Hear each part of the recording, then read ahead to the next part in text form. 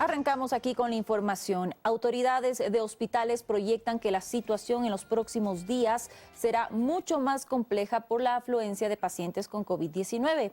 Paul Coello, ya lo escuchábamos, está en el hospital Esquito Sur, así que te damos el paso para que nos amplíes esta información, Paul.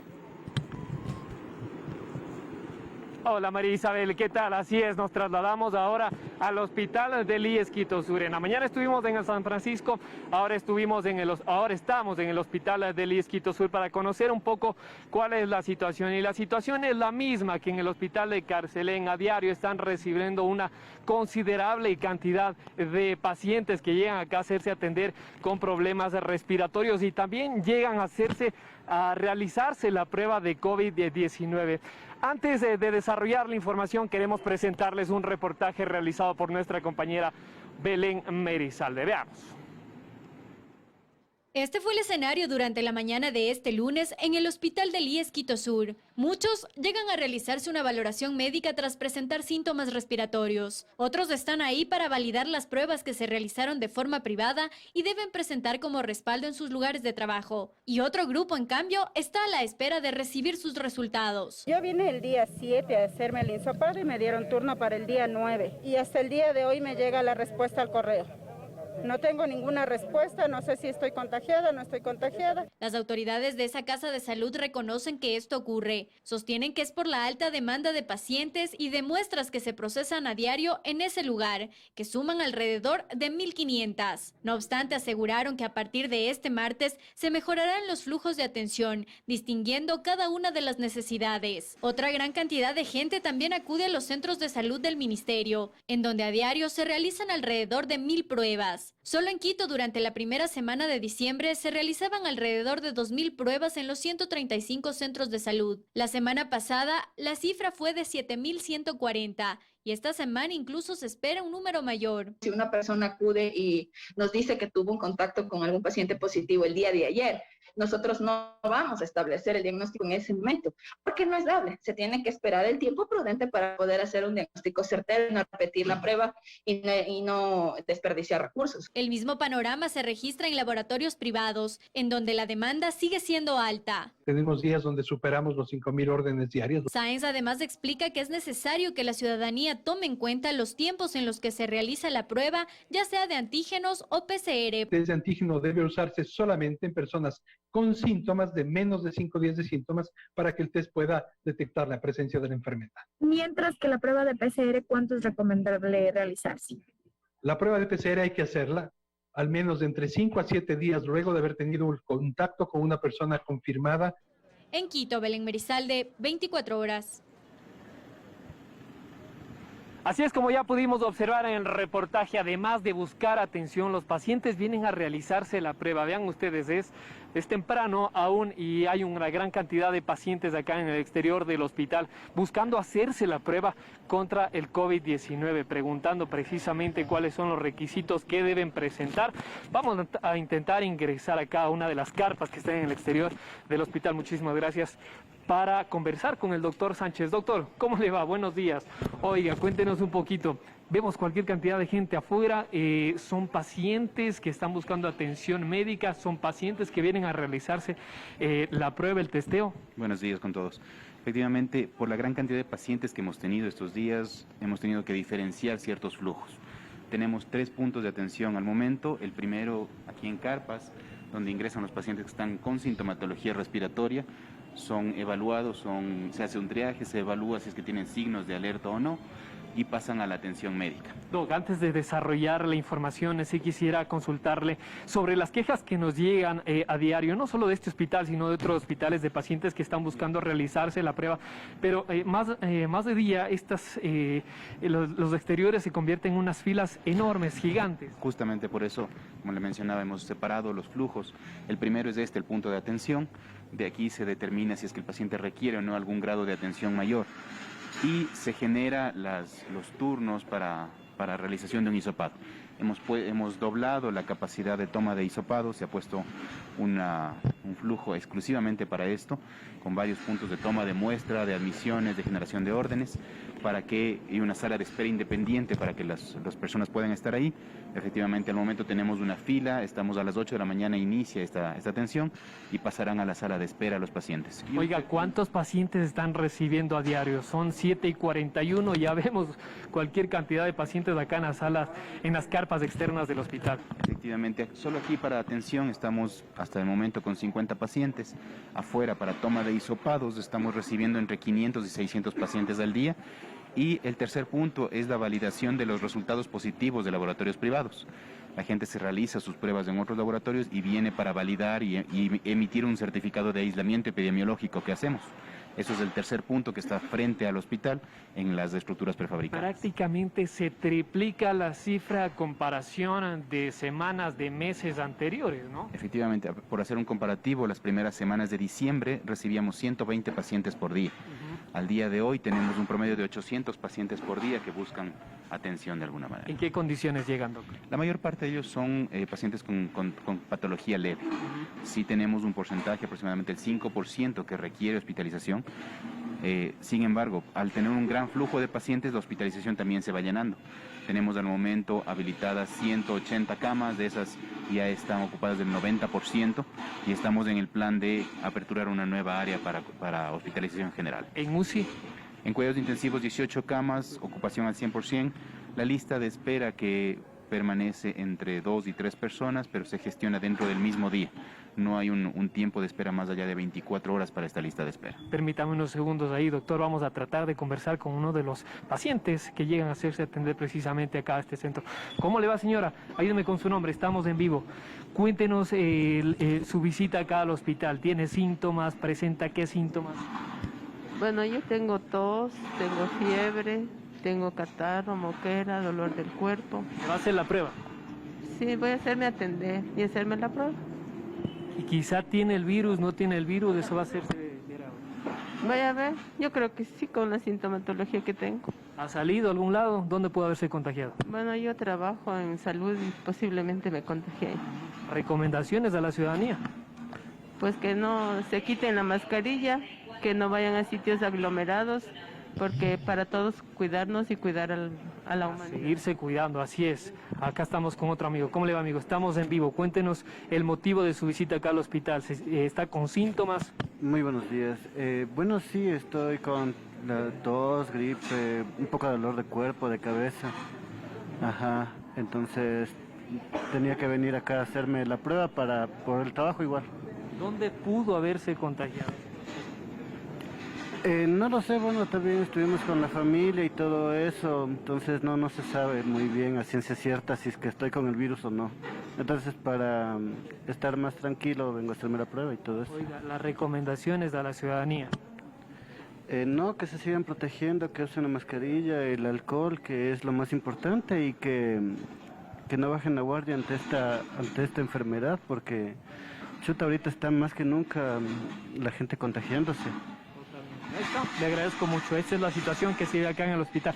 Ya lo anunciaban ayer las autoridades gubernamentales. Es la situación más crítica que se está viviendo durante la pandemia. Y sí, evidentemente lo que pudimos observar en los hospitales ahora es de eso. Ya lo mencionaba el doctor Sánchez, que están recibiendo a diario entre 300 a 500 pacientes de este hospital. Es el más grande de la provincia de Pichincha y evidentemente el flujo es mucho más. Doctor, ¿cuáles son las proyecciones de aquí a los próximos días? Bueno, este fin de semana que pasó recién estamos viendo las consecuencias de las fiestas y de las reuniones de fin de año. Esperamos que si hay un control y un cuidado comunitario, esto a lo largo de 3-4 semanas pueda ir bajando. Caso contrario, podríamos tener un sostenimiento en el número de casos diarios que vienen al hospital. Oiga, venimos del Hospital San Francisco de Carcelén y la misma situación un poco compleja, extendieron sus áreas, ustedes también han extendido sus áreas. ¿Qué se tiene previsto, qué se tiene planificado? Bueno, el hospital, al haber sido Hospital Centinela desde el principio, tiene un plan de expansión, efectivamente. Con esta última área que estamos convirtiendo en esta semana, llegamos al máximo de camas hospitalarias estandarizadas, digámoslo así, o de camas hospitalarias regulares. Después de esto nos tocará activar otros planes, como fue en la segunda ola, de aperturar áreas no hospitalarias para atención, como fue el área de cafetería, el área de endoscopía o inclusive los hospitales de campaña.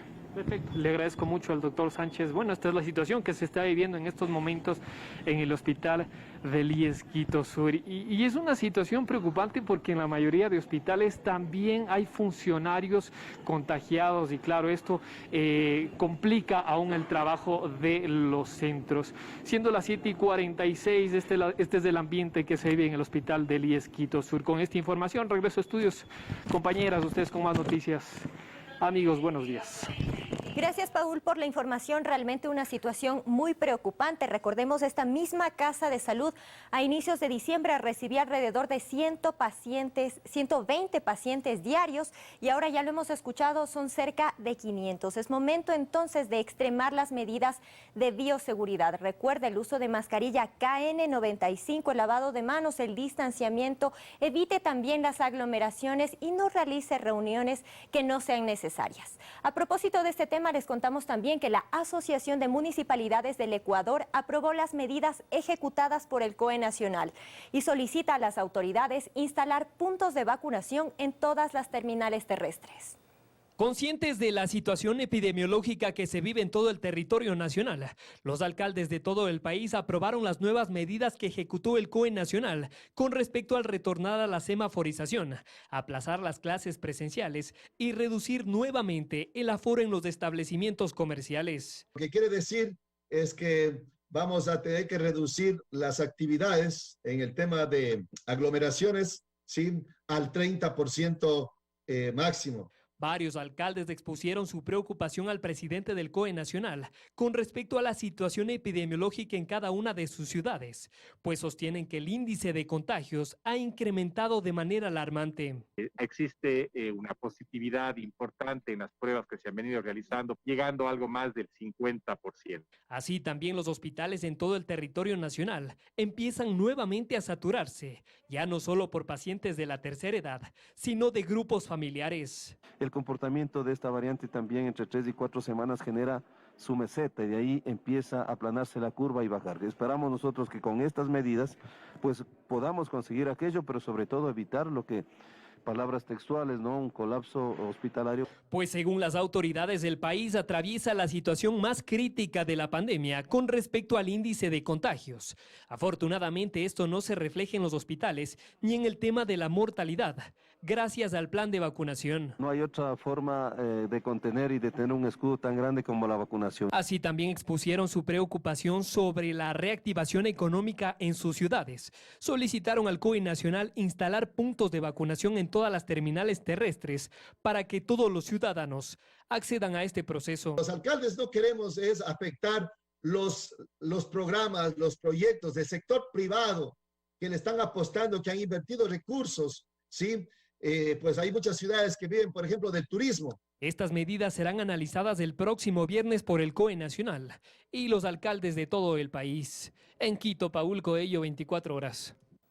Ahora les contamos que los puntos de vacunación en Quito arrancaron esta semana con poca afluencia de personas. Las autoridades de salud hacen un llamado a vacunarse, sobre todo para que los padres de familia lleven a los niños a los vacunatorios.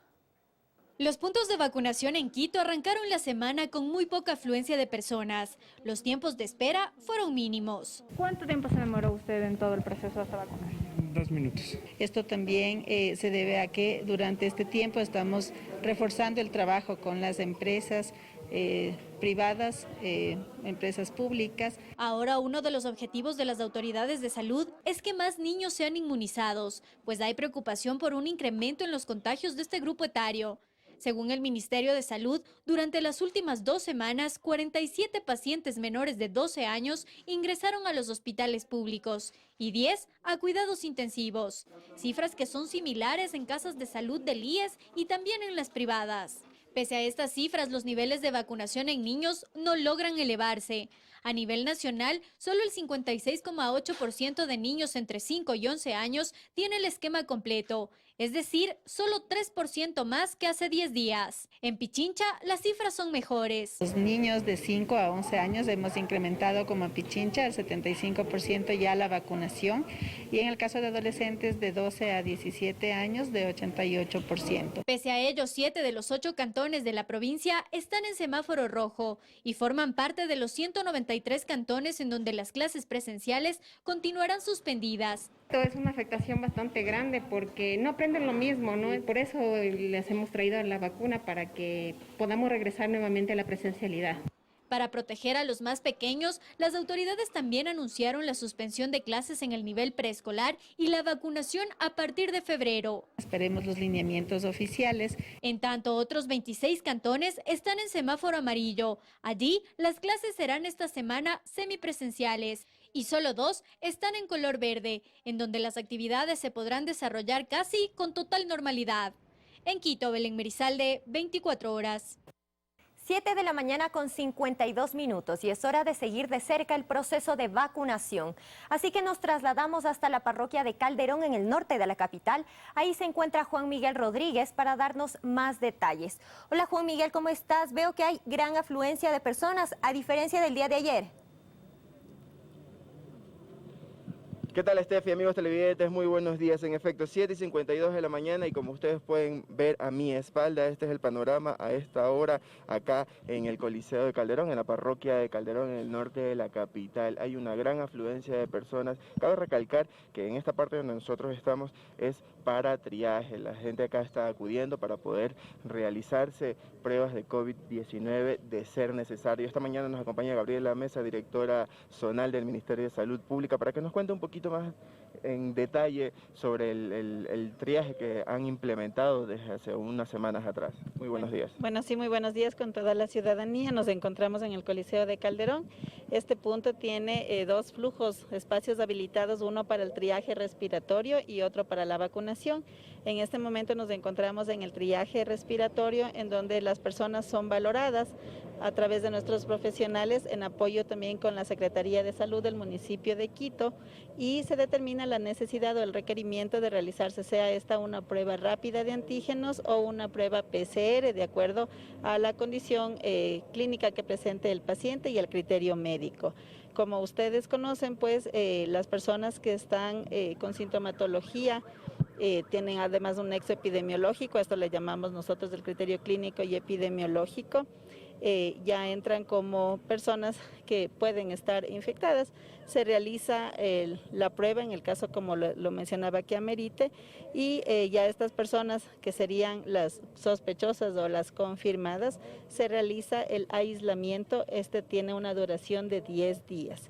En el caso de las personas que han sido contactos de algún caso sospechoso o confirmado, a estas personas se les realiza la cuarentena, justamente para evaluar durante ese periodo si tienen o presentan algún tipo de síntomas. Este tiempo tiene una duración de 7 días. Doctora, ¿cuáles son los parámetros que debe cumplir la ciudadanía que llega hasta acá para poder realizar una prueba de COVID de antígenos? Porque no se le puede hacer a todos.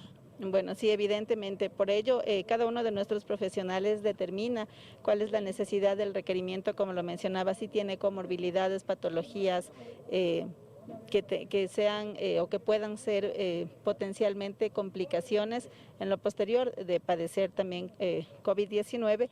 Por lo tanto, sí es importante que la ciudadanía también comprenda que de acuerdo a estos criterios clínicos se determina la necesidad de realizarse o no dicha prueba. Doctora, si viene una familia entera, ¿a cuántos se les hacen las pruebas? Porque en teoría podrían estar todos contagiados. ¿Qué nos puede comentar un poquito? Bueno, en general cuando vienen familias enteras, que sí nos suele suceder, se identifica la persona que tenga mayor riesgo de poderse complicar o poder empeorar su cuadro clínico, digamos, por la sintomatología que presenta o por la enfermedad propiamente.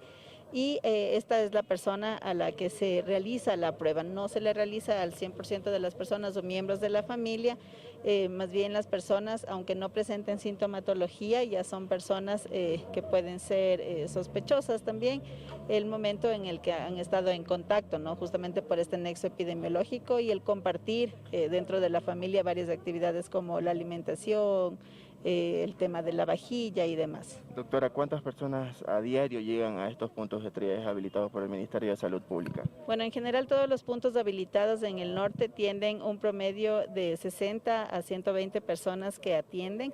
En el caso de este, que es un punto más amplio, este tiene una atención de 120 a 150 personas diarias en el horario desde las 7:30 de la mañana hasta las 4 de la tarde. ¿Y en porcentajes cuántos salen positivos? Bueno, tenemos una positividad alta en comparación justamente a las otras semanas. Todo esto está ligado mucho a las festividades del mes de diciembre, en donde tenemos, o se avecinaba también este contagio de una gran cantidad de personas. Por ello, siempre indicamos a la ciudadanía que la mayor parte cursan con sintomatología leve, y esto también tiene que ver mucho con el proceso de vacunación, ¿no? Justamente para que no padezcan una modalidad o una manifestaciones graves de la enfermedad o la mortalidad, que es una de las estrategias tan importantes como lo es la vacunación. Perfecto, muchísimas gracias a la doctora Gabriela Mesa. Vamos a ver si podemos conversar con una de las personas, por favor, compañeros, si nos pueden acompañar. A ver, ¿desde qué hora están acá? Muy buenos días, estamos en vivo para el noticiero de Teleamazonas. Cuénteme, ¿usted está con síntomas? ¿Viene a hacerse la prueba de COVID-19? Buenos días, sí, vengo a hacerme la prueba. Estoy con tos, ronquera, en las noches sudoración, temperatura y dolores en todo el cuerpo y en las coyunturas, más que nada. Okay. ¿Su circo familiar, alguien dio positivo para COVID-19? No, ninguna. Ahorita estoy acompañada de mi abuelita y de mi mamá, que igual vienen a hacerse la prueba porque igual están con síntomas. Perfecto, muchísimas gracias. Compañeras, amigos televidentes, ustedes ya están viendo, siendo las 7:58 de la mañana, este es el panorama que nosotros le podemos informar acá en el Coliseo de Calderón. Hasta aquí la información, Isa, tú tienes más en estudios. Muy buenos días.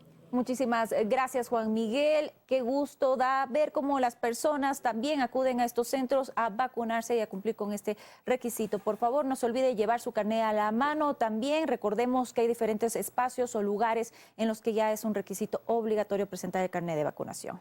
Y vamos a continuar con más y les contamos ahora que ante el aumento de contagios de COVID-19 en el país y la declaración de semáforo rojo en la capital, se emitieron nuevas disposiciones para ingresar al aeropuerto Mariscal Sucre. Queremos reiterar que solo podrán ingresar los viajeros con un acompañante y él debe presentar también su certificado de vacunación con las 2 dosis completas.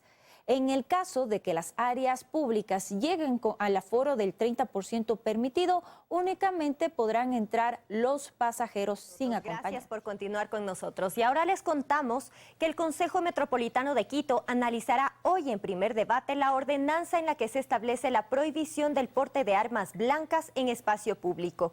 Los ciudadanos apoyan esta medida ya que aseguran que a diario ocurren robos con cuchillos, destornilladores o herramientas similares para amedrentar a las víctimas. El 80% de delitos en Quito se cometen con el uso de armas blancas, según la Comisión de Seguridad del DMQ. En miras de disminuir esta cifra, el Consejo Metropolitano tiene previsto analizar la ordenanza reformatoria sobre la seguridad ciudadana y convivencia pacífica. Los agentes metropolitanos de control o policía metropolitana puedan retener a la persona que está portando lo que se determina como arma blanca, lo retengan para luego entregarlo a las autoridades competentes, cacheen a la persona, obviamente retengan el arma y además tenga una multa pecuniaria. Los ciudadanos apoyan esta iniciativa y es que aseguran son víctimas a diario de delincuentes que intentan amedrentarlos con el uso de este tipo de herramienta. Hay gente que tiene escondido en sus ropas machetes, no solo cuchillos. Tiene punzones de esos de hielo. Uno no se da ni cuenta, si esté pasando por al lado no se da ni cuenta porque le van poniendo aquí y le van haciendo de amenaza. A decir del comandante del Distrito Metropolitano de Quito, César Zapata, es necesario un control integral, tanto del uso de armas blancas como del consumo de licor y sustancias sujetas a fiscalización en espacio público. Para el cometimiento de muertes violentas, el 49% de muertes violentas aquí en el Distrito Metropolitano de Quito se ha generado por el uso de una arma blanca, un cuchillo, estilete o algún tipo de objeto cortopunzante que luego de alguna riña lamentablemente se desencadena en muerte violenta. Precisamente el documento establece también la prohibición del consumo de sustancias psicotrópicas y estupefacientes en espacio público. El salario básico unificado deberá ser pues, el referente para el pago de estas sanciones pecuniarias, que además podrían ser canjeadas o resarcidas también con trabajo comunitario. Pero tendrá que definirse en el Consejo justamente el monto. El proyecto será analizado en primer debate por el Consejo Metropolitano este martes. Después regresará a la Comisión de Seguridad para acoger o no las observaciones y presentarlo nuevamente ante el Pleno para que éste finalmente decida o no su implementación. En Quito, Stephanie Paz, 24 horas. Continuamos con más. En otro tema les contamos que la empresa de agua potable de Quito dio por terminado 2 contratos de forma unilateral. El uno con Inmosolución, que realizaba las obras de alcantarillado en Tumbaco, en el nororiente de Quito. Y el otro, en cambio, con la empresa GEINCO, que ejecutaba, como recordaremos, un proyecto en San Juan de Calderón. Esta es la resolución mediante la cual el gerente de la empresa de agua potable de Quito, Otón Ceballos, da por terminado el contrato de forma unilateral con Inmosolución para la construcción de obras de saneamiento en la parroquia de Tumbaco, en el nororiente de Quito. Con base en la recomendación del informe de Contraloría que establecía que este contrato se lo estaba ejecutando a través de una pseudo alianza estratégica que en realidad era una subcontratación del 95% del contrato. De esta manera, pues, se estableció que había esta subcontratación que está prohibida en la ley. Este contrato se firmó en el 2019 por un valor cercano a los $22 millones y es uno de los procesos observados por adolecer de supuestas irregularidades. Ya no hay vuelta atrás.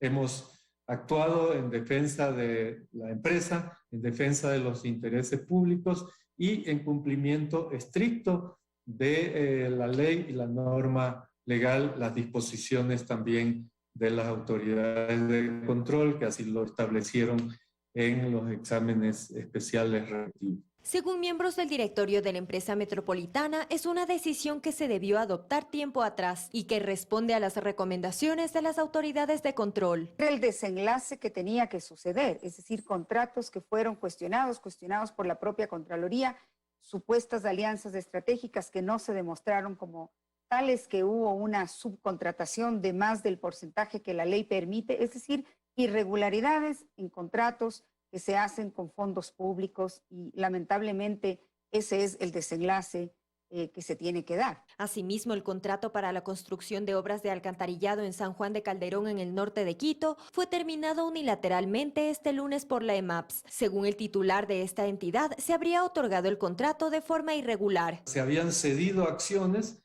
y que nunca fue comunicada a la empresa, y eso está expresamente establecido en el contrato como una causal determinación unilateral. Sin embargo, hay que señalar que allí también había en definitiva, era el resultado de una entrega de un contrato prácticamente a dedo, sin seguir el procedimiento de ley que implica pues hacerlo a través del CERCOP. Sin embargo, el abogado de GEINCO, Stalin Raza, asegura que hasta el momento no han sido notificados, pero que se reservan el derecho a seguir acciones legales. No sabemos de la voluntad que haya de la empresa de agua potable de terminar el contrato y tampoco de las razones, porque si la razón fue esta falta de notificación de la transferencia de acciones, eso ya se subsanó. Si la empresa persiste, mantiene su decisión de terminar unilateralmente el contrato basados en esta razón, está cometiendo una arbitrariedad y sin duda vamos a impugnar. Solicitamos una entrevista con algún representante de Inmosolución. Sin embargo, hasta el cierre de este reportaje no nos pudieron atender. Al momento, ambas obras, tanto la de Tumbaco como la de San Juan de Calderón, están suspendidas. Las autoridades tienen previsto iniciar un concurso para adjudicar los contratos a otras empresas y retomar los trabajos en abril. En Quito, Stephanie Paz, 24 horas. Y a raíz del informe de Contraloría, en donde se detectó alrededor de 26 irregularidades y 9 glosas en contra de 130 trabajadores del Cuerpo de Bomberos de Loja por más de $1.200.000, integrantes de esta entidad suman graves denuncias que reafirman la corrupción y los hechos detectados. Bueno, en primera instancia la administración actual pues empezó llevándose los cargos, empezó metiendo personal, entraron más de 70 bomberos, hay bastante exceso de personal administrativo, Se hizo compras de vehículos que francamente no sirven. Este es parte del testimonio protegido de José, empleado activo del Cuerpo de Bomberos de Loja, que por temor a represalias nos pide que cubramos su identidad. Ya llevamos toda esta administración, no tenemos capacitación los bomberos de Loja, no han capacitado a ninguno. Actualmente no tenemos uniformes, ya no tenemos botas, no tenemos guantes para trabajar. Entonces ellos no se preocupan por la seguridad de nosotros. Su testimonio verifica las irregularidades cometidas por funcionarios dentro de esta institución que generaron un informe de Contraloría con 26 observaciones y 9 glosas en contra de 130 trabajadores por más de $1.200.000. Por ejemplo, hubo un proceso en el que se estaban llevando materiales del cuerpo de bomberos. Les captaron en video de ahí de la institución. Ya le secaron a esta persona, pero nuevamente regresó y ocupa nuevamente un cargo en cuerpo de bomberos. Otro trabajador activo de esta entidad, al que denominaremos Ángel, también nos brinda su testimonio e incluso identifica culpables. Es el señor concejal Adalbert Gaona, quien es uno de los responsables de la actual crisis que estamos pasando actualmente en el cuerpo de bomberos, comandado también y en complicidad de la señora jefa de talento humano, Alexandra Barca, quienes son los responsables de la debacle que estamos viviendo en la institución actualmente.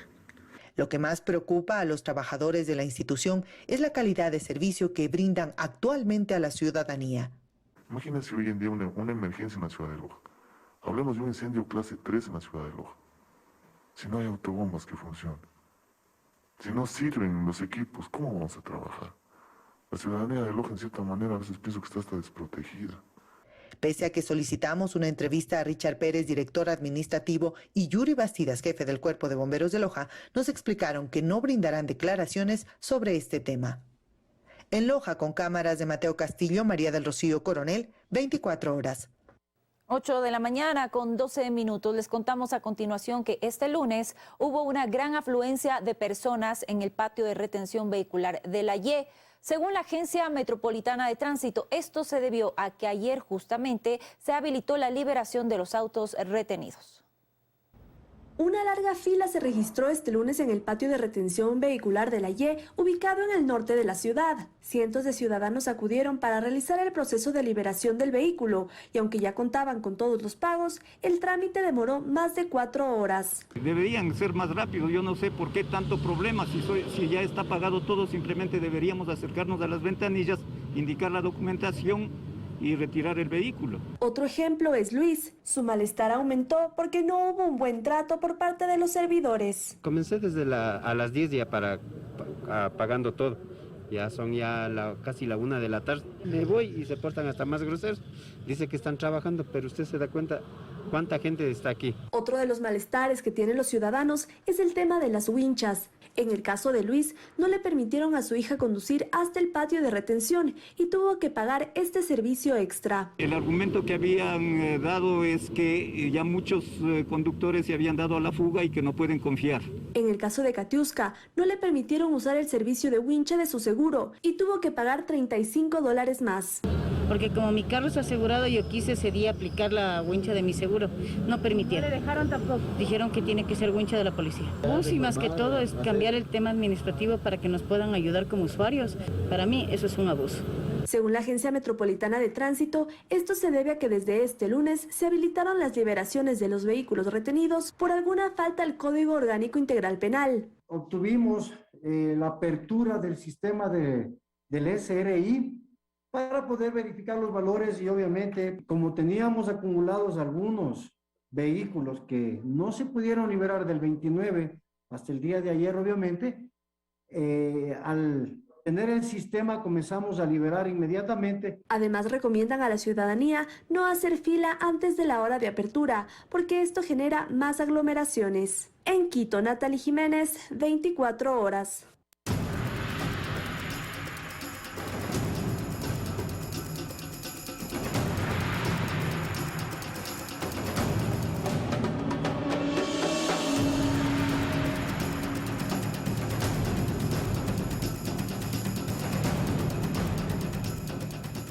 Seguimos con nuestro especial Vías en Emergencia y les contamos que el Ministerio de Transporte y Obras Públicas estaría implementando un plan para concesionar carreteras. Así lo dio a conocer el subsecretario de esa cartera de Estado.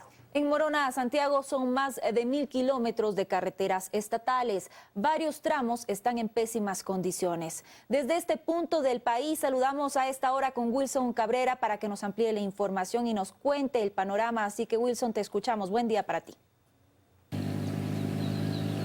Buenos días, María Isabel, Estefe y amigos televidentes, cordiales saludos. Hemos venido hasta aquí en la parte noroccidental de la ciudad de Macas, precisamente en la carretera Macas-Riobamba. Esta mañana espectacular. Hemos podido observar cómo se oculta la luna en la cordillera oriental de los Andes y a mi costado izquierdo tenemos al volcán Sangay todo despejado. Realmente impresionante y una mañana que nos anima definitivamente a todos. Pero ¿por qué hemos venido hasta acá? Para comentarles cómo se encuentran y cuál es el estado de las carreteras estatales en la provincia de Broa, Santiago. Miren cómo está la carretera Guarumales Méndez, con deslaves, hundimientos, una serie de inconvenientes para el tránsito. Y lo que sucede en la carretera Guarumales Méndez también pasa en la carretera Sixi-Chihuinda-Gualaquiza. Esta es una vía que une la zona austral de la provincia de La Suay con la parte austral de la provincia de Broa, Santiago. Está llena de escombros, igual que la anterior, la Guarumales Méndez. Y si vamos a la carretera Méndez-Morona, la situación es peor. Allí la vía está casi colapsada, no tiene mantenimiento. En estas vías se ha invertido millones de dólares. Sin embargo, han tenido poco tiempo de duración. Les hemos preparado un reportaje luego de este recorrido. Veamos. El desgaste de las carreteras estatales que conectan a la provincia de Morona, Santiago con el austro o el centro del país evidencia que se encuentran en condiciones deplorables. La falta de mantenimiento de estas arterias viales están convirtiendo paulatinamente a estas vías en intransitables. La vía Gualaceo-Limón y Limón-Méndez está desastrosa. Son 2 años en que hemos visto que no ha habido ninguna ayuda por parte de los responsables. Recorrer la troncal amazónica, las carreteras Gualaceo-Limón, Guarumales Méndez, Maca-Riobamba o Méndez-Morona, es percatarnos de las inquietudes que expresan transportistas y usuarios de estas conexiones terrestres. Y los derrumbos que hay, no hay quien limpie, no hay obras públicas, no hay nada. No sé dónde trabajan ellos o ya solo el nombre quedó de la institución. Una muestra es lo que sucede en el sector El Rosario, cerca de la ciudad de Limón Indanza. Allí un tramo de 600 metros de carretera está inconcluso a pesar de una inversión de casi 5 millones de dólares. Bastante peligrosa, muchos vehículos dañados. Usualmente a la semana es normal encontrarse con 2, 3 vehículos por ahí varados en la vía. Como en este lugar, en toda la longitud de las vías, se observan deslizamientos que son continuos. A esto se suman taponamientos en pasos de agua, lo que ha propiciado que escombros e incluso quebradas destruyan la calzada. Además, la señalización está oculta entre la maleza y en otros lugares se puede observar que se están quebrando las mesas de la vía, las mismas que según moradores en esos sectores no han sido reparadas desde hace años. Por lo menos a veces bachaban las vías cuando estaba un poco deteriorada, pero ahora ni eso lo tenemos. Muy afectada tanto por baches, desvíos, desniveles, comidas de la calzada y demás. Preocupante para toda la población, muchos accidentes de tránsito. En una reciente visita a la ciudad de Macas del subsecretario del Ministerio de Transportes y Obras Públicas en la zona 6, consultamos al respecto y en ese diálogo asumió que estaría en marcha un plan de concesiones de obras viales en el país. Creemos que el modelo vial tiene que cambiar. La vialidad es un servicio y tiene que entrar muchas de las vías que han sido evaluadas a un plan nacional de concesión, pero sin embargo el siguiente año vamos a inyectar un recurso importantísimo para habilitar la vía Gualaceo-Limón, para mejorar la Gualaceo-Limón, la Sixi-Chihuinda-Gualaquiza y también la Guarumales Méndez, que lo estamos trabajando en conjunto con la Corporación Eléctrica del Ecuador. Lo cierto es que estas carreteras en las que el Estado ha invertido cientos de millones de dólares en escasos años han colapsado en gran parte de sus trayectos. En la provincia de Morona, Santiago, Wilson Cabrera, 24 horas. Como ustedes han podido observar, este es el estado en el que se encuentran estas carreteras que son de responsabilidad del Ministerio de Transportes y Obras Públicas. Su titular, que visitó la provincia de Morona, Santiago, en varias oportunidades el año anterior, ha anunciado que el gobierno tiene previsto hacer inversiones que estarían por sobre los 60 millones de dólares, de los cuales se van a destinar como 40 millones de dólares para mejorar estas vías, pero no precisamente todas. Apenas se dijo que las vías que están contempladas para este mantenimiento serían la Sixi Chigüinda Gualaquiza, la Gualaceo Limón y la Guarumares Méndez. Pero ¿qué va a pasar con la troncal amazónica? Que es lo que hemos podido percatarnos y darnos cuenta cómo está su estado en los actuales momentos tras el recorrido que hicimos. ¿Qué va a suceder con la Méndez Morona? Es la interrogante. Si no hay una pronta intervención en estas vías, lamentablemente se podrían perder de aquí en poco tiempo más. Ahora regreso con ustedes, compañeras en estudios. Buenos días. Gracias por la información, Wilson. Es importante entonces que las autoridades cumplan con estos ofrecimientos. Además, que adopten medidas urgentes para la rehabilitación de estas vías que ya observamos están en pésimas condiciones. La verdad, Steffi, es que nos hemos quedado impresionados con el mal estado de estas vías en este punto del país. Los ciudadanos, los ecuatorianos, nos merecemos las carreteras que estén en buenas condiciones, que nos den las garantías mínimas para circular con seguridad. Esto sin duda desmotiva incluso a los viajeros, a los turistas a recorrer nuestro hermoso país, porque a uno como conductor le da miedo exponerse, viajar por estas carreteras, porque realmente son una lotería. Uno no sabe si es que va a regresar sano y salvo a su hogar. Así que, bueno, como tú lo decías, Steffi, esperemos que den una respuesta pronta a las autoridades y que se completen los trabajos, no solamente en estas vías que ya mencionaba Wilson, sino en otras también, en otros puntos del país que están en pésimo estado. Vamos a continuar con más y justamente nos trasladamos a otro punto del país para ver cómo están en cambio la situación vial en la vía Aloac-Santo Domingo, porque recordemos que algunos tramos de esta carretera está en pésimas condiciones también. La falta de mantenimiento vial ha provocado que la situación cada vez empeore. Las autoridades de la prefectura, por su parte, la prefectura de Pichincha, aseguran que no existe presupuesto para el arreglo y dicen que si el Ministerio de Transporte y Obras Públicas no autoriza el cobro de un tercer peaje, van a devolver la administración de esta arteria vial al Estado. Parece que en cualquier momento se puede volcar al intentar esquivar los huecos o más bien los enormes cráteres que se han formado a lo largo de la Aloac-Santo Domingo, vía que une la sierra con la costa ecuatoriana y donde a diario se movilizan alrededor de 10.000 conductores. La cosa es que se destruyen los vehículos y ya quedamos parados, sin trabajo. Hasta el momento que salga. Una pequeña muestra de lo grave de este problema es lo que ocurre en el kilómetro 42. En menos de 500 metros hay más de 15 baches. La mayoría de conductores logran maniobrar y los esquivan. Pero Tatiana no corrió con la misma suerte. Cayó en uno de ellos y no pudo salir por más de 4 horas. De lo que nos caímos en el hueco se me apagó el carro y nadie nos ha podido ayudar, ni siquiera la policía nos vino a auxiliar. Esta vía está a cargo de 2 prefecturas, la de Pichincha, que es encargada del mantenimiento de 72 kilómetros, y Santo Domingo de las Áchilas de 28, donde no se registran tramos en mal estado. Lo que más causa indignación a los usuarios de esta arteria vial es que pagan 2 peajes y no ven obras en el lado de Pichincha. Señaléticas que deberían estar visibles y aparte de eso, o sea, el tramo es muy angosto y cuando es el feriado los tráficos son interminables. Desde la prefectura de Pichincha aseguran que el cobro del peaje no alcanza para la intervención vial y menos para la ampliación de la vía, que quedó a medias como se ve en varios tramos. Esto se debe a que el dólar que pagan los conductores es destinado al pago de una deuda al contratista encargado en 2017 de la ampliación de la vía del tramo que comprende del kilómetro 11 al 46, es decir, hasta Tandapi.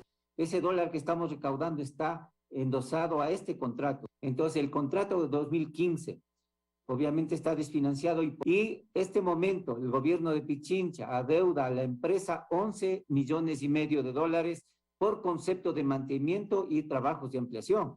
En el kilómetro 56 ya están construidas las ventanillas para el cobro de un tercer peaje, que sería de 50 centavos. Las autoridades mencionan que están a la espera de la autorización del Ministerio de Transporte para empezar a realizar con eso obras. Si no, ya plantean la opción de devolver la administración y mantenimiento de esta vía al Estado. Vamos a esperar esta semana. esta semana y si no, nosotros tomaremos acciones inmediatas para devolver la vía. Desde el Ministerio de Transporte vía telefónica informaron que ya estudian las propuestas de la Prefectura de Pichincha y que esperan tener una respuesta en máximo 7 días. Con cámaras de Carlos Coyaguazo y Cristian Quispe, Fernanda Ceballos, 24 horas. Y ahora presten mucha atención porque la red vial alterna que comunica Carchi con Imbabura permanece abandonada por más de una década. Su estado es deplorable y afecta de forma directa a 3 cantones. El deterioro de la vetusta capa asfáltica es evidente a lo largo de la vía que inicia en el Cantón Bolívar y termina en Mascarilla conectando a Carchi con Imbabura. Más de 9 años de no ser atendida esta vía con su recapé o con un reasfaltado no es justo, no es digno para 3 cantones y para toda esta población. Esta es una vía alterna de la red estatal E35 que une los cantones Bolívar, Espejo y Mira, pero con el tiempo se ha vuelto intransitable. Cuando nosotros tenemos derrumbes o tenemos inconvenientes de alguna índole por la vía del Juncal, Cúnker Bolívar, esta es la vía que se utiliza el transporte, todo tipo de transporte. Es una zona netamente agrícola y ganadera afectada por el deplorable estado vial que no facilita la movilidad de sus habitantes para el cultivo de las tierras. Es un atraso para el agricultor porque no puede sacar sus productos a tiempo, se demora mucho tiempo y eso es perjudicial. A ellos se suman los accidentes de tránsito y perjuicios para conductores particulares y del transporte público por el daño de sus unidades. Pues cuestión de paquete, suspensión, los amortiguadores, llantas mismos, se estallan las llantas al circular por ahí. No sabemos a quién acudir ya, porque así es hasta un paro para que nos den arreglando la vía y no, nada hasta el momento. Son 50 kilómetros que no reciben mantenimiento más que el de sus autoridades locales, pese a que es responsabilidad del Ministerio de Obras Públicas. Por esquivar algún bache de pronto se puede ir con el otro carro que va en el otro carril, pues, de ley. Sí, está en pésimas condiciones. Hay una cantidad de baches que ha ocurrido accidentes. El gobierno ofreció $6 millones para el mantenimiento vial en este año, pero el presupuesto aún debe ser aprobado por el Ministerio de Finanzas. Por continuar con nosotros. Y ahora vamos con Fernanda Ceballos en vivo, quien está en estos momentos en el Hospital Pediátrico Vaca Ortiz, para contarnos cuál es la situación en esa casa de salud. Hola Fer, ¿hay niños en la unidad de cuidados intensivos allá en el Vaca Ortiz? Estefi, amigos televidentes, nuevamente buenos días. En la unidad de cuidados intensivos al momento no hay ningún niño, sin embargo la semana pasada hubo 2. ¿Qué es lo que ocurre en esta casa de salud? Pues hay 9 niños hospitalizados. Vamos a conversar con el director médico Ronald Cedeño para que nos cuente más detalles, qué es lo que se ha podido observar los últimos días. Sabemos que en la parte de abajo también tienen un área para la hospitalización. Buenos días. Efectivamente, en el Hospital Vaca Ortiz, en el transcurso de las últimas semanas, al igual que en los demás establecimientos de salud del país, hemos registrado un repunte de casos a partir de la introducción al país de la nueva cepa de COVID-19.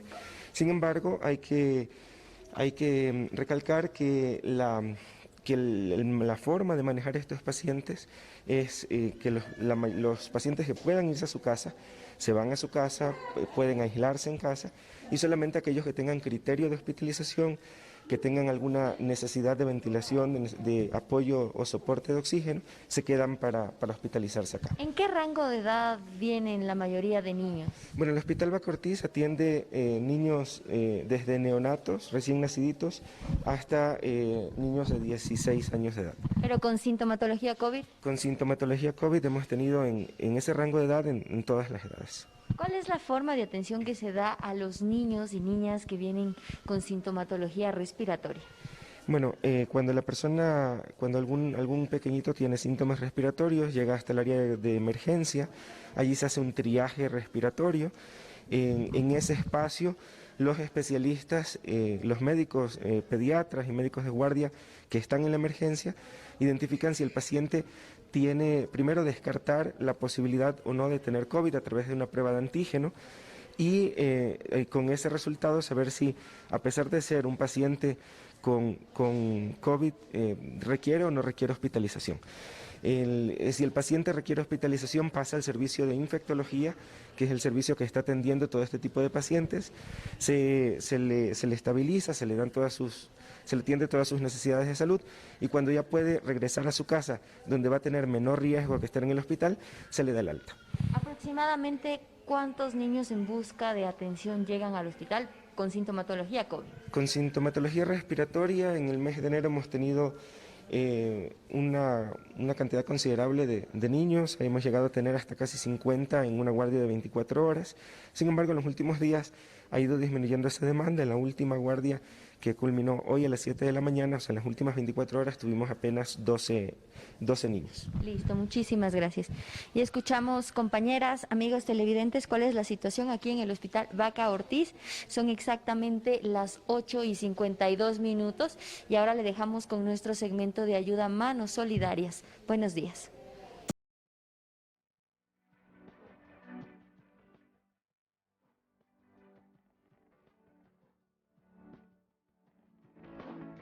Manos Solidarias.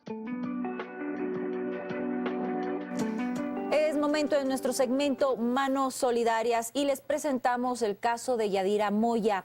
Ella reside en una comunidad apartada del Cantón Sucúa en la provincia de Morona, Santiago, y le detectaron cáncer de mama. Tiene 4 hijos y su esposo no puede trabajar porque debe cuidarla. Así, con lágrimas en los ojos y rodeada de sus 4 niños menores de edad, se encuentra Yadira Moya en un sector apartado de la ciudad de Sucúa.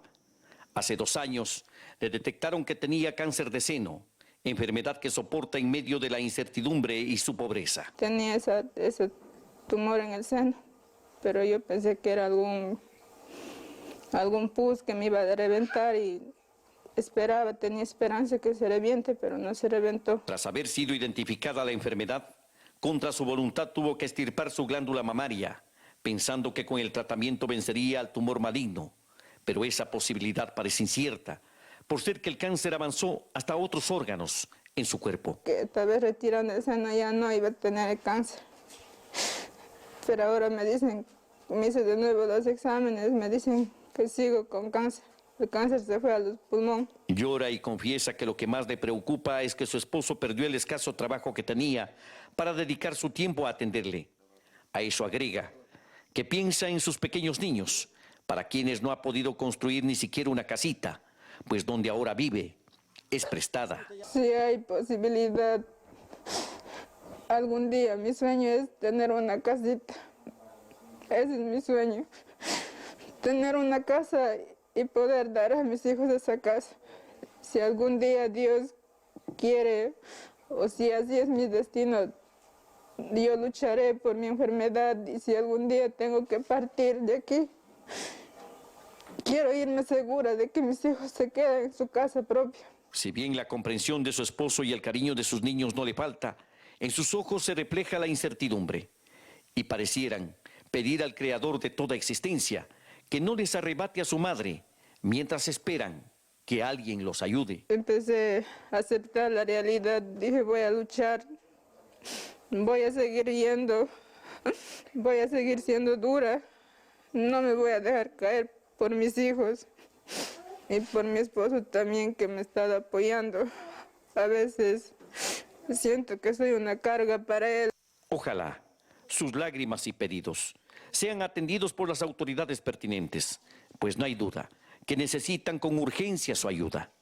Si usted desea comunicarse para apoyar a esta familia, puede hacerlo a estos 2 contactos, 09 80 32 85 06 o 09 86 99 27 13.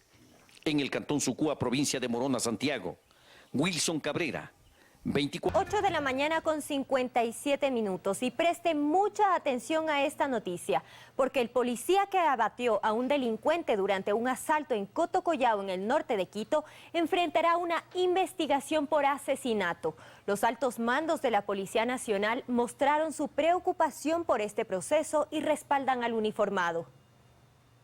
La Fiscalía abrió un proceso de investigación por homicidio al policía que dio de baja a un delincuente en pleno asalto en Cotocollao. Según la Policía Nacional, el uniformado actuó dentro de la ley. Cumplió con los 3 requisitos. Estaba en actos de servicio. Segundo, también estaba dando cumplimiento a su misión constitucional y hizo el uso progresivo, proporcional y racional de la fuerza. Y el tercero tuvo que realizar el uso de su arma de fuego ante un inminente riesgo que corría la gente, tanto que se encontraba en el interior del local como también el servidor policial. La acción de este valiente policía ha generado un sinnúmero de reacciones. La ministra de Gobierno, Alexandra Vela, en redes sociales, mostró su respaldo al uniformado. Le rompieron la cabeza, le pegaron un cachazo con el arma de fuego, le apuntaron, el policía tenía el arma de fuego, de acuerdo a lo que manifiesta él, le apuntaban hacia la cabeza, razón por la cual al rato que él tuvo la oportunidad usó el arma de fuego. El pasado 20 de octubre, el presidente Guillermo Lasso afirmó que creará la Unidad de Defensa de la Policía Nacional y que el Estado se hará cargo de la defensa ante los jueces. Pero lamentablemente hasta ahora no ha enviado el proyecto de ley a la Asamblea. El presidente de la República y el gobierno los va a respaldar permanentemente. No dudaremos de estar del lado del policía. En los próximos días indultaremos a aquellos policías injustamente juzgados y sentenciados. Mientras esto sucede, policías como el que actuó en Cotocollao deberá enfrentar la indagación iniciada por Fiscalía. Según la Policía Nacional, el delincuente abatido formaba parte de una banda que operaba en el sector y que atemorizaba a la ciudadanía. Que operaban entre 4 personas. 2 personas ingresaban a los locales del sector, los otros se quedaban en un vehículo, ingresaban armados, amedrentaban a la gente y en esos instantes cometían el delito del robo a los diferentes locales comerciales. El uniformado ya fue dado de alta y se reincorporó a sus labores dentro de la policía y está a la espera de que el proceso iniciado por la Fiscalía le sea favorable. Pablo Guerrabáez, 24 horas. 3 ciudadanos fueron detenidos cuando intentaban robar a una mujer. Tras la persecución, la policía logró capturar a los delincuentes. Ahora los detenidos están en manos de las autoridades. Un asalto tipo sacapinta se produjo aproximadamente a las 16 horas de este lunes en el sector de Chilibulo. 3 ciudadanos los hoy aprendidos pretendían robarle a una ciudadana quien era la encargada de recaudar dinero de una empresa. Como evidencia se decomisó 2 armas de fuego, dinero y 2 celulares pertenecientes a la víctima. Los delincuentes intentaron huir en un taxi y dispararon contra los policías. Por fortuna, ninguno resultó herido. Estos delincuentes buscan la oportunidad, a veces hay fuga de información de parte de algunas empresas y luego de esto, como en este caso, le esperaban en el domicilio a la ciudadana para proceder a robarle su dinero. La policía recuerda a la ciudadanía que si van a sacar una suma importante de dinero de entidades bancarias, soliciten el servicio de custodia para así evitar ser víctimas de la delincuencia.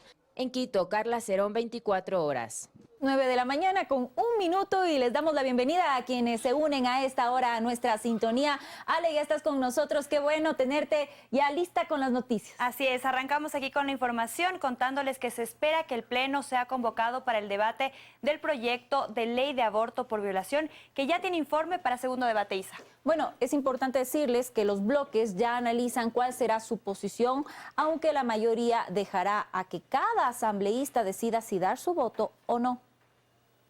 El aborto por violación divide a las bancadas legislativas, pues hay quienes están a favor y en contra del tema, pese a que esa no es la discusión de fondo del proyecto de interrupción del embarazo. Sin embargo, los bloques como Pachacutic, UNES y PSC han tomado una decisión. Dejar abierta para que los asambleístas hagan su votación en función a lo que ellos crean conveniente. En el caso de la bancada de la Revolución Ciudadana se ha dado la libertad para que cada uno de los asambleístas o legisladores pueda procesar y pronunciarse. Y los legisladores tienen libertad de configuración propia de su voto. En la izquierda democrática esperan que el tema se pueda discutir internamente y tomar una decisión orgánica en apoyo al proyecto de ley. Que no dejemos, como en otros partidos, que por no afrontar quizás aquellas decisiones se deja la libertad, que creo que eso no sea responsable. Por su lado, el partido de gobierno mantendrá reuniones para definir una postura. Sin embargo, hay temas que aún no les convencen del proyecto de mayoría. Hay algunos que tenemos, pues,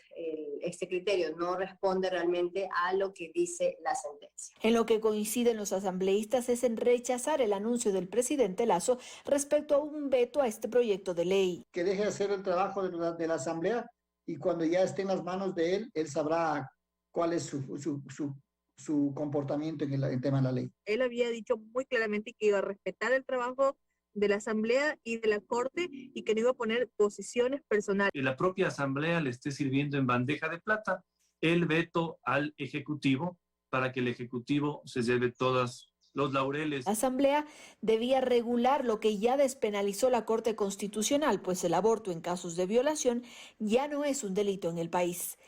En Quito, Andrea Samaniego, 24 horas. En otras noticias, del Consejo de Participación Ciudadana y Control Social inicia este 2022 sin presupuesto aprobado, lo que complicaría la ejecución de sus funciones. Se espera que en la próxima convocatoria ordinaria, el próximo 19 de enero, se vuelva a poner a votación la ejecución presupuestaria. Nuevamente las divisiones al interior del Consejo de Participación Ciudadana y Control Social complican el correcto desempeño de la entidad.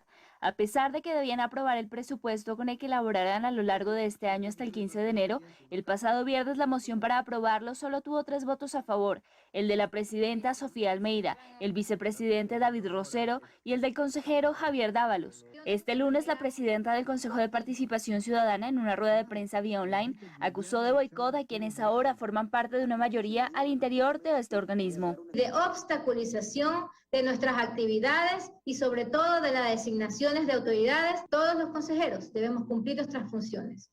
Sin el presupuesto y sin el plan anual de contratación no podemos cumplirlas.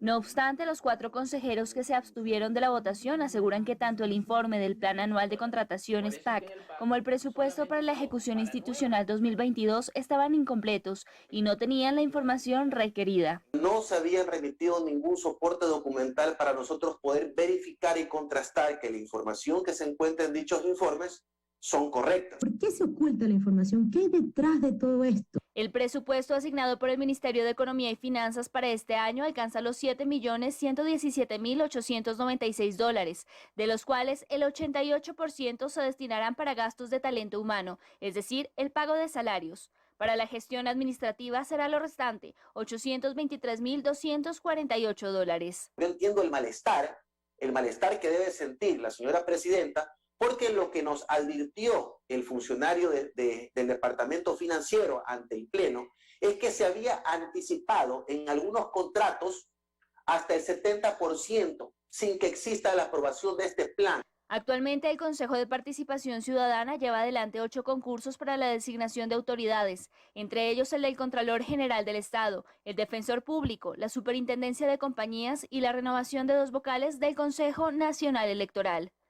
En Quito, Daniela Valencia, 24 horas.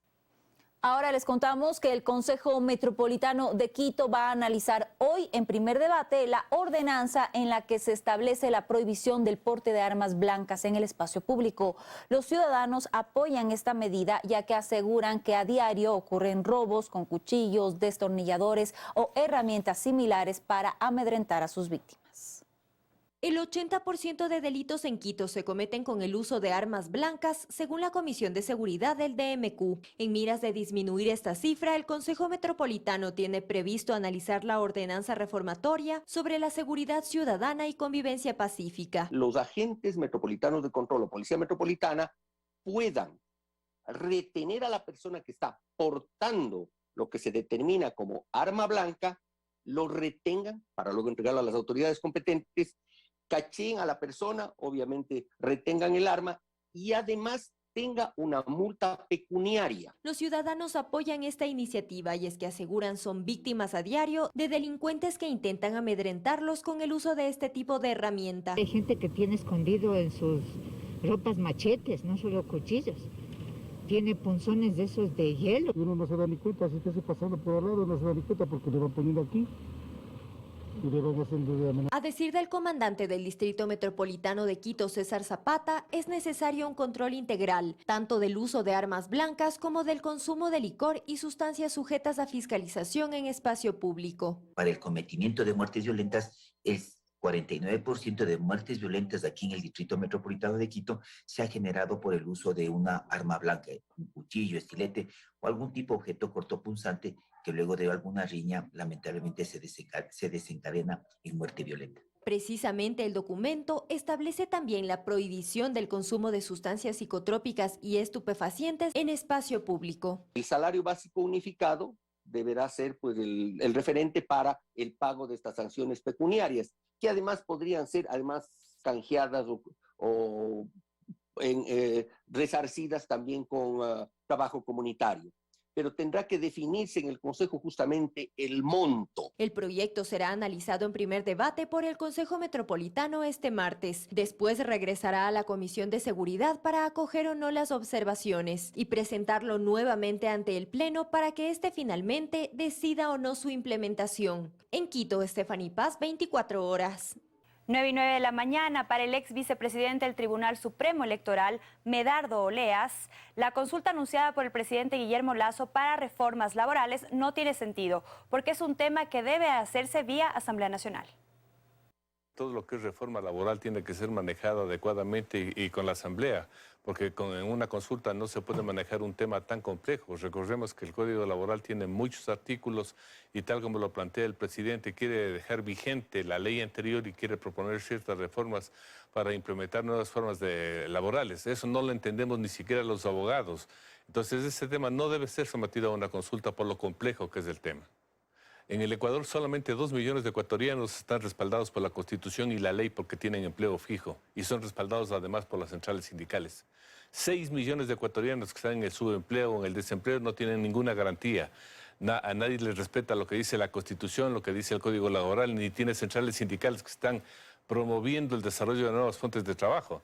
Y eso, a mi criterio, es un tema que tiene que ser solucionado urgentemente, porque las mayorías deben estar en contra de las minorías. Los privilegiados tienen que aceptar que tiene que reformarse un código laboral que ahuyenta, por ser muy garantista, los nuevos tipos de contratación. Entonces tenemos que utilizar un mecanismo para que los ciudadanos sí nos pronunciemos sobre una reforma urgente, indispensable, que tiene que ponerse en práctica en el Ecuador.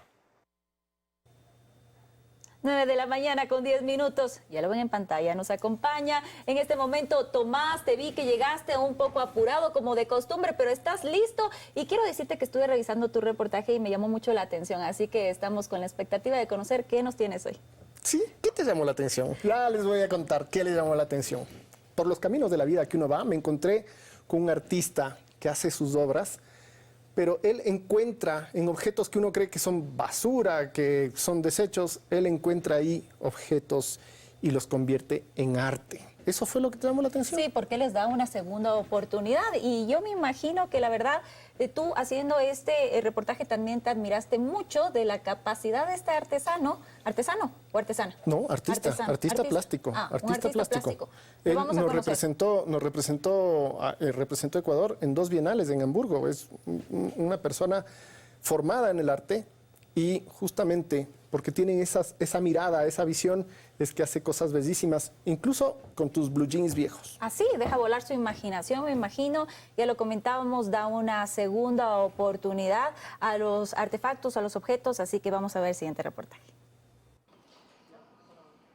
El taller de Marcelo Méndez podría ser la pesadilla de una madre obsesionada con el orden. No tanto porque sea un espacio caótico, sino porque guarda en él pedazos de madera, retazos de tela y 1000 cosas que para la mayoría podrían ser desechos, materiales inservibles, pero para él no. Pensé que podría también sacar provecho de los errores que había cometido el mundo al desperdiciar tanta belleza, ¿no? Es decir, se quema, se desperdicia, se bota. Y botar no es la mejor opción. Así fue que un día recogió un montón de blue jeans viejos y dijo, ya tengo un lienzo. Pues no tenía en ese rato materiales, no tenía tela y tenía que expresarme, ¿no? Entonces lo primero que se me ocurrió es jeans viejos, dale. Le puse a coser a alguien y me preparó como yo decía y le templé en el bastidor, ¿no? Y esos retazos se convirtieron en retratos. Primero el de Lucía, luego el de John Lennon. Pienso que el simple lienzo a veces es un poco aburrido y que me perdonen muchos artistas, ¿no? pero a mí me gustan las texturas, ¿no? Y qué mejor que el jean.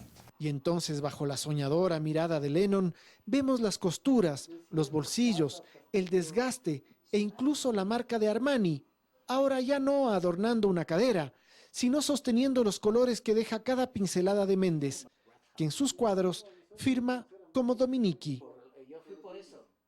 Y no son solo jeans. Él anda buscando pedazos de pallets, ojalá apolillados, ojalá con las huellas de su uso previo. Y de ahí salen formas, cubitos humanoides que forman escenas con texturas y movimiento. Esos materiales me dicen algo. Yo solamente tengo que poner un poquito de oído, un poquito de corazón y me van a sugerir. Entonces yo voy a sentir eso. Y así fue, como un pedazo de esponja le dijo al oído que podía convertirse en un hermoso y colorido paisaje de Quito. O unas astillas puntiagudas le contaron que podían convertirse en los Himalayas, que Iván Vallejo conquistó sin oxígeno. Todo elemento te puede servir para inspiración, ¿no?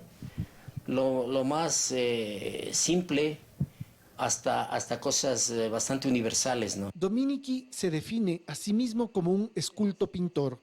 A veces trabaja en esculturas, a veces pinta y a veces une las dos cosas. No para de trabajar, hace lo que le conmueve, pinta a sus héroes. Ya sea Marilyn con su eterna seducción, la sonrisa dorada de Nancy Dahomes, los Beatles que suenan desde siempre en su taller, o la dulzura de la mirada de una niña que conoció cerca de su taller y cuyos ojos lo enamoraron perdidamente. Todos me llaman la atención y todos son hechos realmente con pasión, ¿no? Para mí, si no hay pasión, no hay arte, ¿no? Entonces, toda mi obra, por más sencilla que sea, está mucho de mi vida ahí, ¿no? Para Marcelo, las redes sociales han sido un impulso para su obra. Y la ventaja que tenemos los artistas y todo el mundo ahora es las redes sociales, ¿no? Es el internet. Entonces tenemos la oportunidad de una persona reconfortarle, primero con la vista de la obra, de que nos pongan un like, de que te feliciten, de que puedan absorberlo, sentirlo y te agradecen, ¿no? Y también, de vez en cuando, alguien se anima a preguntar cuánto vale. Me llevo uno, me llevo dos. Pensar que querían botar ese pedazo de madera a la basura, cuando realmente era un pedazo de arte esperando ser descubierto. Tomás Chufardi, 24 horas. Qué bien, definitivamente no me decepcionaste. Seguro coinciden en casa. Qué buen reportaje, Tomás.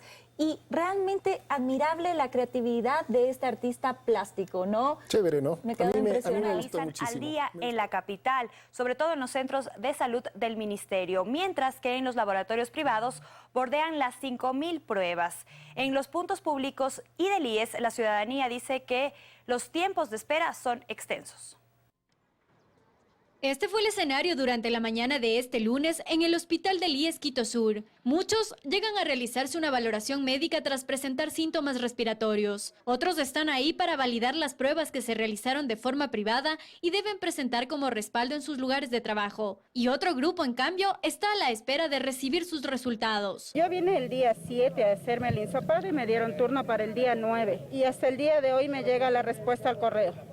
No tengo ninguna respuesta, no sé si estoy contagiada, no estoy contagiada. Las autoridades de esa casa de salud reconocen que esto ocurre. Sostienen que es por la alta demanda de pacientes y de muestras que se procesan a diario en ese lugar, que suman alrededor de 1.500. No obstante, aseguraron que a partir de este martes se mejorarán los flujos de atención, distinguiendo cada una de las necesidades. Otra gran cantidad de gente también acude a los centros de salud del ministerio, en donde a diario se realizan alrededor de 1.000 pruebas. Solo en Quito, durante la primera semana de diciembre, se realizaban alrededor de 2.000 pruebas en los 135 centros de salud. La semana pasada, la cifra fue de 7.140 y esta semana incluso se espera un número mayor. Si una persona acude y nos dice que tuvo un contacto con algún paciente positivo el día de ayer, nosotros no vamos a establecer el diagnóstico en ese momento, porque no es dable. Se tiene que esperar el tiempo prudente para poder hacer un diagnóstico certero, no repetir la prueba y no desperdiciar recursos. El mismo panorama se registra en laboratorios privados, en donde la demanda sigue siendo alta. Tenemos días donde superamos los 5.000 órdenes diarias. Sáenz además explica que es necesario que la ciudadanía tome en cuenta los tiempos en los que se realiza la prueba, ya sea de antígenos o PCR. El test de antígeno debe usarse solamente en personas con síntomas de menos de 5 días de síntomas para que el test pueda detectar la presencia de la enfermedad. Mientras que la prueba de PCR, ¿cuánto es recomendable realizarse? La prueba de PCR hay que hacerla al menos de entre 5 a 7 días luego de haber tenido un contacto con una persona confirmada. En Quito, Belén Merizalde, 24 horas. Poco más del 94% de ocupación de camas en hospitalización y UCI, en cambio, se registra en el Hospital Pablo Arturo Suárez en Quito. Autoridades señalan que esta semana sería aún más compleja en cuanto al número de contagios. En un 300% crecieron los contagios en la última semana en relación a la semana anterior en el país, cifra que alarmó a las autoridades e hizo que suspendieran el retorno a clases que estaba previsto para esta semana. Solo en el Hospital Pablo Arturo Suárez, ubicado en el norte de la capital, la capacidad hospitalaria está ocupada en un 94%. Esta tendencia se ha venido presentando desde más o menos diciembre. Nosotros hemos ido expandiendo nuestra capacidad paulatinamente. Al momento nos encontramos con 57 camas habilitadas de hospitalización y 32 camas de cuidado crítico. Cifras del Ministerio de Salud Pública señalan que a nivel nacional hay un 84% de ocupación de camas de unidad de cuidados intensivos, mientras que en hospitalización general las camas están ocupadas en un 56%. Hasta el Hospital Pablo Arturo Suárez llegó Marcia Moposita, de 44 años de edad. Ella lleva casi un mes hospitalizada en este lugar, de los cuales 15 días pasó en unidad de cuidados intensivos. Afectó esta enfermedad mucho mis pulmones y decirle a la gente que se sigan cuidándose porque no es nada agradable estar en un hospital. El cuadro clínico de Marcia, a pesar de estar vacunada, se complicó debido a las comorbilidades que ella posee. Pero este tipo de casos son muy comunes, como lo señala Dani Chávez, director médico del Hospital Pablo Arturo Suárez. Según las estadísticas que manejamos, más o menos el 70% de las personas hospitalizadas no tienen vacuna o tienen esquemas incompletos. El 30% del resto sí está vacunado, pero tienen comorbilidades, que obviamente les hace que tengan mayor riesgo para complicación. Las autoridades del Ministerio de Salud Pública hacen un llamado a no bajar la guardia, a mantener todas las medidas de bioseguridad, debido a que esta y la próxima semana podrían ser las más complicadas en lo que va de la pandemia. En Quito, Juan Miguel Rodríguez, 24 horas. Y es hora de seguir de cerca el proceso de vacunación, así que nos trasladamos hasta la parroquia de Calderón. Ahí ya se encuentra nuestro compañero Juan Miguel Rodríguez para darnos detalles. Queremos saber cómo va el proceso por allá. Juan Miguel, buenos días. ¿Qué tal, compañeras, amigos televidentes? Muy buenos días. En efecto, nosotros nos encontramos en el Coliseo de Calderón. Esto está ubicado en el norte de la capital y como ven a mi espalda, este es el panorama a esta hora de la mañana. Hay poca afluencia de personas que han acudido hasta acá para recibir la vacuna contra el virus del COVID-19. Para contarnos un poco más de detalles sobre el proceso de vacunación que se está llevando acá, está con nosotros la doctora Gabriela Mesa. Doctora, muy buenos días. ¿Ha bajado la afluencia de personas en los centros de vacunación? Pues sí, hemos tenido una disminución considerable de las personas que afluyen a nuestros puntos de vacunación. Esto también se debe a que se reforzaron las estrategias de vacunación durante las semanas previas y durante esta semana también nos encontramos vacunando a sectores productivos, al personal también completando el personal de primera línea, que desde el 7 de enero iniciamos la vacunación de estas personas para dosis de refuerzo y cumpliendo ya los 5 meses luego de la colocación de su segunda dosis. Continuamos con la vacunación de dosis de refuerzo a las personas mayores de 50 años y en cada uno de nuestros puntos pues tenemos la disponibilidad de biológico, de todos los 4 tipos de biológicos que están autorizados en nuestro país. Doctora, el exhorto desde el Ministerio de Salud Pública, pues esta semana se prevé que sea de alto contagio, de números que quizás no hayamos llegado en lo que va de la pandemia. ¿Cuál es la recomendación que ustedes hacen a propósito de que también se implementó un sistema de semaforización de 193 cantones en rojo? Pues sí, el semáforo de protección COVID-19 es una de las herramientas muy importantes en donde evaluamos cuál es la condición de riesgo que tiene cada uno de nuestros cantones y de acuerdo a ello están establecidas las actividades tanto esenciales, no esenciales, las actividades al aire libre, el tema de las clases también que es muy importante para toda la ciudadanía, justamente para evaluar el riesgo que tenemos en cuanto al aforo, a las clases presenciales y con ello pues llamar a concientizar a la población del uso de las medidas de bioseguridad sin descuidarnos, sin bajar la guardia, con más razón durante este tiempo en donde tenemos una gran cantidad de personas contagiadas. Doctora, nos movilizamos en este momento hacia la parte exterior del Coliseo, donde ustedes han instalado una zona de triaje. En este punto sí hay un incremento de personas que están acudiendo acá para poderse realizar pruebas de COVID-19. Cuéntenos, ¿cuántas personas están llegando en estos últimos días? Bueno, en estos últimos días hemos incrementado la cantidad de personas que acceden a nuestros triajes respiratorios. Este, que es un punto amplio, atiende alrededor de 120 a 150 personas al día, desde las 7:30 de la mañana hasta las 4 de la tarde.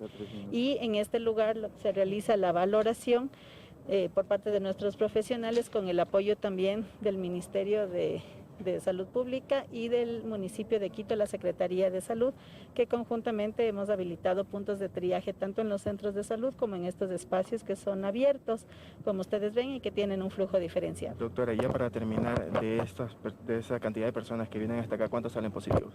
Bueno, de la mayor parte de las personas que acuden ya con sintomatología, han sido contactos de algún caso positivo. Se establece el criterio clínico, el criterio epidemiológico y de las pruebas que se realizan, la mayor parte de las pruebas que se realizan no salen positivas. ¿Estamos hablando de un 80% de las personas? Alrededor de un 80% de las pruebas que se realizan, ¿no? Y de las personas casi la mayoría tienen sintomatología o criterio. Muchísimas gracias a la doctora Gabriela Mesa, compañeras, amigos televidentes, que ustedes ya están viendo. Este es el panorama que hay a esta hora de la mañana acá en el norte de la capital, exactamente en la parroquia de Calderón, en el Coliseo. Así que si usted tiene alguna sintomatología, usted puede acudir hasta acá para que le puedan realizar una prueba de COVID-19. Hasta aquí la información, regresamos con ustedes. Muy buenos días. Muchas gracias, Juan Miguel, por tu reporte a esta hora en este punto de vacunación.